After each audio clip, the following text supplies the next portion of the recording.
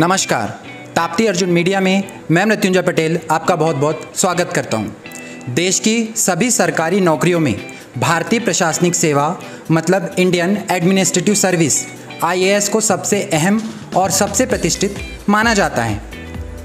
आज भारतीय प्रशासनिक सेवा में कार्यरत IAS अधिकारी हरसिमरनप्रीत कौर मैडम हमारे बीच उपस्थित है। नमस्कार मैडम। मैं हरसिमरनप्रीत कौर भारतीय प्रशासनिक सेवा की 2018 बैच की अधिकारी हूँ। वर्तमान में मैं अनुविभागीय अधिकारी मुल्ताई जिला बैतूल के पद पर पदस्थ हूँ। तो मैम, हम आपसे ये जानना चाहेंगे कि IAS बनने का विचार आपके मन में किस तरह से आया और आपको अपने जीवन में किन किन चीज़ों ने मोटिवेट किया? मैं जब बहुत छोटी थी तब से मेरे फादर जो हैं वो इस सर्विस के बारे में बहुत कुछ जानते थे और मुझे हमेशा से मोटिवेट करते थे। शायद मैं 5 वर्ष की होंगी जब मुझे ABC भी नहीं आता होगा, पर मुझे ये पता था IAS क्या होता है, उसकी फुल फॉर्म क्या होती है। तो बेसिक मोटिवेशन यदि मैं कहूँगी तो परिवार में मेरे पिताजी से मुझे मिला है, जिन्होंने उस समय में भी इतना हिम्मत रखा कि वो मेरे बारे में ये सोचते थे कि मेरी बेटी सिर्फ IAS ही बनेगी। तो वो चीज़ उनसे मुझे प्रेरणा में मिली है। उसके बाद फिर धीरे धीरे जब हम स्कूल गए, कॉलेज गए, तो ऐसे बहुत से लोग जुड़ते गए, बहुत से एक्सपीरियंसेस होते गए, जिसने इस जर्नी में मुझे बहुत हेल्प की। मैम, ऐसे कौन कौन सी कठिनाइयों का आपने सामना किया, संघर्ष किया, जो कि IAS प्रिपरेशन के दौरान या फिर करते समय आपको किन किन चीज़ों का फेस करना पड़ा? मेरी जर्नी बहुत ही ऑर्डिनरी जर्नी रही है। मेरे फादर एक बैंकर हैं जो पढ़े लिखे हैं, तो उन्होंने एक बेसिक बैकग्राउंड मुझे दिया। तो ऐसी बहुत कोई मेरी स्ट्रगल वाली जर्नी नहीं है, कोई एक्स्ट्रा ऑर्डिनरी जर्नी हो। मेरी स्कूलिंग जो है वो एक लोकल CBSE एफिलिएटेड स्कूल से हुई। पढ़ाई में मैं शुरू से ठीक थी, स्कूल में मेरा परफॉर्मेंस अच्छा रहता था, मैं टॉप 3 में रहती थी जनरली। फिर उसके बाद उसी के आधार पर मेरा एडमिशन कॉलेज में हुआ, मैंने इंजीनियरिंग की। तो वहाँ पे भी एक अच्छा एनवायरनमेंट था। मैंने पंजाब यूनिवर्सिटी चंडीगढ़ से ग्रेजुएशन किया है, तो वहाँ पे एक अच्छा एटमॉस्फेयर था पढ़ने के लिए। ऐसे टीचर्स अवेलेबल थे जो टाइम टू टाइम हमें गाइड करते रहते थे। तो ऐसा कोई बहुत ज़्यादा संघर्ष मैंने किया हो मैं ये नहीं कहूँगी, बट जैसे कि आपको भी पता है कि ये बहुत एक टफ़ एग्ज़ाम है और इसकी टफनेस का कारण है इसके सिलेबस की वास्टनेस। हमारा जो सिलेबस है सिविल सर्विसेज का वो बहुत ह्यूज है, बहुत वास्ट है। जैसे कहा जाता है कि प्रीलिम्स का सिलेबस एवरीथिंग अंडर द सन, मतलब जो भी सूरज के नीचे है वो आपसे पूछा जा सकता है, और मेंस का सिलेबस भी बहुत ज़्यादा वास्ट है। तो इसके सिलेबस की वास्टनेस ही इस एग्ज़ाम की टफनेस है। और मैं ये कहना चाहूँगी कि इस एग्ज़ाम को क्लियर करने के लिए आपको कोई एक्स्ट्रा ऑर्डिनरी व्यक्ति होने की ज़रूरत नहीं है, लेकिन आपके प्रयास डेफिनेटली एक्स्ट्रा ऑर्डिनरी होने चाहिए। तो मेरे चैलेंजेस, मैं कहूँगी कि मैं बहुत लकी रही हूँ। मेरी फैमिली हमेशा से सपोर्टिव रही है, उसके बाद मेरे पेरेंट्स हमेशा से सपोर्टिव रहे हैं, मेरे हस्बैंड ने भी मुझे बहुत सपोर्ट किया है। तो मेरे कोई ऐसी कोई स्टोरी नहीं है कि जिसमें मुझे कुछ नहीं मिला और मुझे बहुत संघर्ष करना पड़ा। तो मैं खुशकिस्मत हूँ कि मुझे बैकग्राउंड हमेशा से अच्छा मिला है, मेरे टीचर्स, फ्रेंड्स, सबका साथ रहा है, और फिर उनने मुझ पे भरोसा भी रखा है। जब फर्स्ट अटैम्प्ट में मेरा क्लियर नहीं हुआ था तो बहुत सारे लोग थे जो मुझे मोटिवेट करते रहे, और ये भी कहा गया कि मैं ये कर सकती हूँ। तो एक मोटिवेशन मिलता रहा है, और मेरे स्कूल, कॉलेज, फ्रेंड्स, फैमिली, इन सब के सपोर्ट से मैं ये क्लियर कर पाई। तो मैम, ज़्यादातर लोग ये सोचते हैं कि बिना कोचिंग के वो लोग एग्ज़ाम को क्रैक नहीं कर सकते, इस पर आपका क्या कहना है? देखिए, कोचिंग जो है वो बेसिक गाइडेंस के रूप में काम करती है। आपको इस एग्ज़ाम के लिए जो एक रोड मैप चाहिए उसको बनाने में कोचिंग आपकी हेल्प करती है, लेकिन coaching is not the only source. मतलब कोचिंग एक इकलौता सोर्स नहीं है जो रोड मैप बनाने में आपकी हेल्प कर सकता है। आपके पास आज के टाइम पे इंटरनेट है, बुक्स हैं, और बहुत से ऐसे सोर्सेज हैं जो आपकी रोड मैप बनाने में हेल्प कर सकते हैं। तो मैं ये कहूँगी कि इस एग्ज़ाम के लिए जो पढ़ाई है, जो मेहनत है, वो आपको स्वयं ही करनी है। कोचिंग जो है उसको रिप्लेस नहीं कर सकती, बिल्कुल भी नहीं कर सकती। जो हार्डवर्क, जो मेहनत आपको चाहिए, वो कोचिंग उसकी रिप्लेसमेंट या उसका विकल्प नहीं हो सकती। परंतु जो रोड मैप है एक, उसको तैयार करने में कोचिंग आपकी हेल्प करती है। तो यदि आपके पास ऑल्टरनेट सोर्सेज हैं, आप ऑल्टरनेट सोर्सेज की हेल्प लेके रोड मैप तैयार कर सकते हैं, तो कोचिंग की आपको बिल्कुल भी आवश्यकता नहीं है। इस एग्ज़ाम में क्योंकि मेन जो है वो जनरल स्टडीज़ रहता है, जिसमें सभी विषयों पर कुछ जानकारी आपको होनी चाहिए। और आज के टाइम पे बुक्स हैं, सोशल मीडिया है, ऑनलाइन क्लासेस हैं, ऑनलाइन सोर्सेज हैं जो आपकी मदद करते हैं। उसके अलावा ऑप्शनल रहता है जिसमें आपको ग्रेजुएशन लेवल की स्टडी चाहिए उस पर्टिकुलर एग्ज़ाम की, तो उसके लिए भी बहुत सारे सोर्सेज उपलब्ध हैं। तो मैं ये कहूँगी कि coaching is not a necessity, coaching कोई आवश्यकता नहीं है, बट यदि आपके पास एक लग्जरी है, समय की लग्जरी है, आपके पास कोचिंग एक्सेसिबल है तो आपको लेना चाहिए। बट ग्रामीण अंचल के वो लोग जो कोचिंग एक्सेस नहीं कर सकते, कोचिंग क्लासेस तक नहीं पहुंच सकते, तो उनको बिल्कुल भी ये सोचने की ज़रूरत नहीं है कि यदि कोचिंग नहीं होगी तो वो एग्ज़ाम क्रैक नहीं कर पाएंगे। आज के समय में जब इन्फॉर्मेशन का ओवरफ्लो है, सभी जगह से सोर्सेज हैं, आप बहुत सारे सक्सेसफुल एस्पिरेंट्स हैं जो हर साल निकल के आते हैं और स्टूडेंट्स को गाइड करने के लिए बहुत सारे कार्यक्रम आयोजित करते हैं, बहुत सारी वीडियोस शूट करते हैं, आर्टिकल्स लिखते हैं। यदि आप उनको देख के समझ के अपनी स्ट्रैटेजी डिज़ाइन करेंगे तो उसमें भी आप सक्सेसफुल हो सकते हैं। आपको अलग से कोई महंगे कोचिंग इंस्टीट्यूशन में जाने की कोई ज़रूरत नहीं। और मैम, अपने एग्ज़ाम की प्रिपरेशन के दौरान आप पर्सनली सेल्फ स्टडी कितने आवर्स की किया करती थी? और बीच में जैसे फोकस टूट जाता रहा होगा आपका, तो माइंड को फ्रेश करने के लिए आप क्या करते थे? जैसा कि मैंने बताया कि ये एग्ज़ाम बहुत डिमांडिंग है, लगभग 1 से 2 साल की तैयारी आपको मिनिमम चाहिए रहती है। 1 साल की तैयारी और 1 साल का एग्ज़ाम का प्रोसेस, तो ऐसे में एक कांस्टेंट मोटिवेशन जो है वो ज़रूरी है। और एग्ज़ाम में आपके लिए ज़रूरी है कि आप प्रतिदिन एफ़र्ट करें। ऐसा नहीं है एक दिन आप 10 घंटे पढ़ रहे हैं फिर उसके अगले 2-3 दिन तक आप पढ़ नहीं पा रहे हैं, तो इससे काम नहीं चलेगा। आपको कंसिस्टेंटली पढ़ना है और रोज़ पढ़ना है और 2 साल तक पढ़ना है, तो इतनी तैयारी आपकी होनी चाहिए। जहाँ तक मेरी बात है, मैं बहुत ज़्यादा नहीं पढ़ पाई थी, मैं 6 to 7 आवर्स पढ़ती थी on an average day.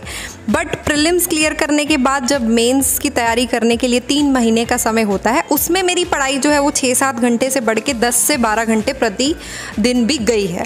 But यदि मेरा 2 वर्ष का आप एवरेज कैलकुलेट करेंगे तो मैं बोलूँगी 6 से 7 घंटे, लेकिन प्रतिदिन, मतलब कंसिस्टेंट था मेरा एफ़र्ट। शायद हफ्ते में 1 दिन या 2 हफ्ते में 1 दिन होता था जिस दिन मैं पढ़ नहीं पाती थी, बाकी सभी दिन मैं पढ़ाई करती थी और 6 to 7 आवर्स पर डे मेरा टाइम रहता था। और मोटिवेशन के लिए जैसे मैंने बताया कि मैं इस मामले में बहुत लकी रही हूँ, मेरी फैमिली फ्रेंड्स जो है उन्होंने मुझे बहुत सपोर्ट किया है। और यदि मुझे कभी ऐसा लगता था कि मैं ये नहीं कर पाऊँगी तो मुझे उनसे कांस्टेंट सपोर्ट मिलता रहा है कि नहीं, मैं कर सकती हूँ, मेरे में वो कैपेबिलिटी है। तो उसको देख के यदि कभी मैं लो फील करूँ तो मेरा मॉरल में भी कुछ घंटे में या 1 आध दिन में वो अप हो जाता था और मैं फिर से पढ़ाई करना स्टार्ट कर देती थी।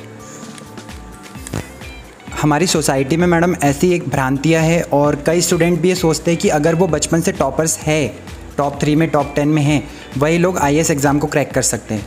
तो जो एक स्टडीज़ का बैकग्राउंड होता है वो यहाँ पर कितना इम्पोर्टेंट हो जाता है? वैसे तो जो आपका बेस है वो ऑब्वियसली इम्पॉर्टेंट है। यदि आपका बेस स्ट्रॉन्गर होगा तो आप सिलेबस को जल्दी और बेटर तरीके से कवर कर पाएंगे। लेकिन ऐसा बिल्कुल भी नहीं है कि यदि आपका बेस स्ट्रॉन्ग नहीं है तो आप एग्ज़ाम क्रैक नहीं कर सकते। हो सकता है आपको ज़्यादा एफ़र्ट लगे, ज़्यादा समय लगे, बट आप क्रैक डेफिनेटली कर सकते हैं। क्योंकि मैं एकेडमी से आई हूँ, बहुत ज़्यादा समय नहीं हुआ है मुझे एकेडमी से निकले, तो हमारा IAS का 180 का बैच था। और अगर सिविल सर्वेंट्स देखें तो हमारे जो फाउंडेशन कोर्स में 300 से ज़्यादा ऑफिसर ट्रेनीज़ आते हैं और इतनी सारी वैरायटी आपको एकेडमी में देखने को मिलती है। मतलब ऐसे बच्चे, ऐसे लोग भी हैं जो बहुत यंग हैं एज में और IIT से हैं, वो फर्स्ट सेकंड अटेम्प्ट में क्रैक करके आ गए हैं। और ऐसे लोग भी हैं जिन्होंने जो रूरल बैकग्राउंड से आए हैं, जिन्होंने ज़्यादा प्रयास, ज़्यादा मेहनत करके 4-5 साल में उस एग्ज़ाम को क्रैक किया है। तो जो ऑफिसर ट्रेनीज़ हैं उनमें आपको बहुत वैरायटी देखने को मिलती है, जिससे ये प्रूव होता है कि कोई भी एक स्ट्रैटेजी या कोई भी एक बैकग्राउंड नहीं है जो कंपल्सरीली हो तभी आप एग्ज़ाम को क्रैक कर पाएंगे। सोशली, इकोनॉमिकली, यानी कि सामाजिक रूप से और आर्थिक रूप से बहुत अलग अलग तरह के लोग हैं जो एग्ज़ाम को क्रैक करके एकेडमी में पहुंचते हैं, जिसमें सभी वर्गों के लोग आते हैं।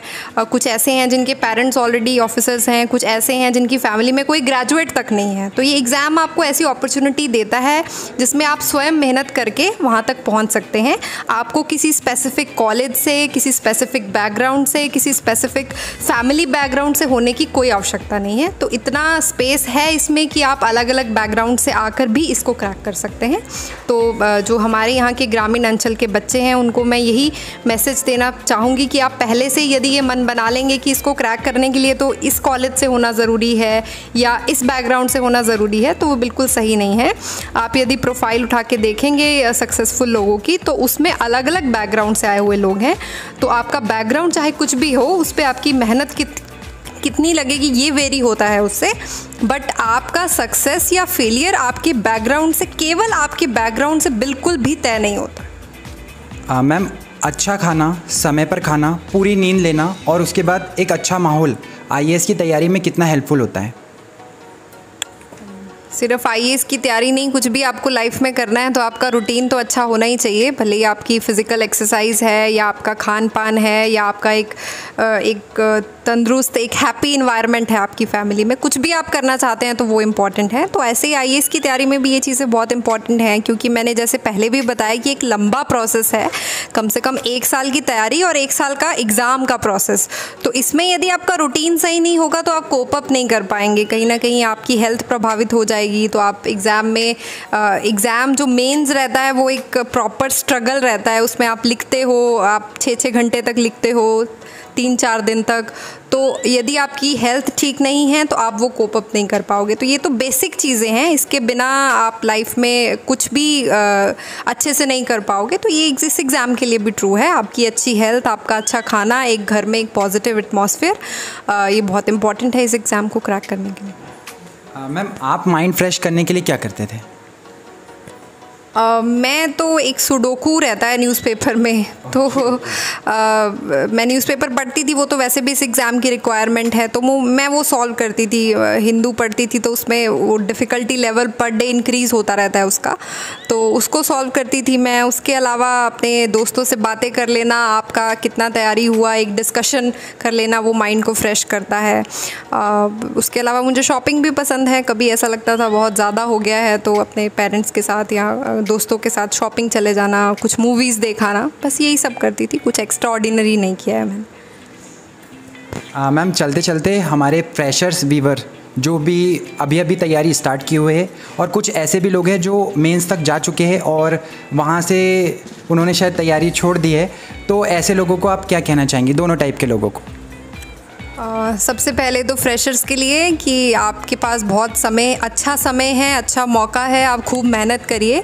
बेसिक्स तो पता ही है, न्यूज़पेपर है, एनसीईआरटीज़ हैं, फिर बेसिक बुक्स हैं, राइटिंग प्रैक्टिस है, मॉक टेस्ट्स हैं, ये सब तो पता है ऑलरेडी, डोमेन में है ये सब चीज़ें, तो इसको करिए। उसके साथ साथ आप ये प्रयास करिए कि आप कंसिस्टेंट एफर्ट देंगे।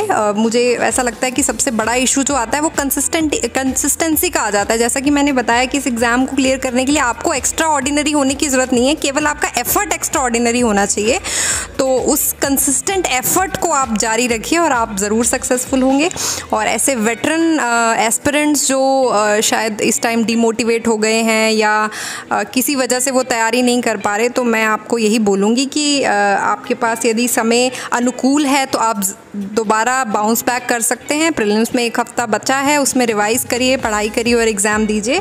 और एंड में एक और बात कि ये एग्ज़ाम आपकी लाइफ नहीं है, life is much more to just an exam. मतलब एक एग्ज़ाम क्रैक करके आप हमेशा खुश रह पाएंगे और इसकी कोई गारंटी नहीं है। तो life is much more than exam. यदि आप ये एग्ज़ाम नहीं भी देंगे तो भी आप लाइफ में खुश रह सकते हैं, बहुत कुछ अच्छा कर सकते हैं, देश को अच्छे लोगों की ज़रूरत है। तो जो भी आप कर रहे हैं उसमें आप अच्छे से करिए। तो भले वो एस्पिरेंट्स हैं या वेटरन्स, दोनों को all the best. Thank you. बहुत बहुत धन्यवाद मैम। ताप्ती अर्जुन मीडिया से जुड़ने के लिए आपका बहुत बहुत धन्यवाद। तो ये थी हमारे बीच आईएएस 2018 की बैच की हरसिमरनप्रीत कौर मैडम। उम्मीद करते हैं कि हमारे द्वारा की गई बातचीत और मुलाकात आप सभी के लिए कारगर सिद्ध होगी। धन्यवाद। Oh, let me up with a bright smile on now. Put me in the dark, so won't get lost.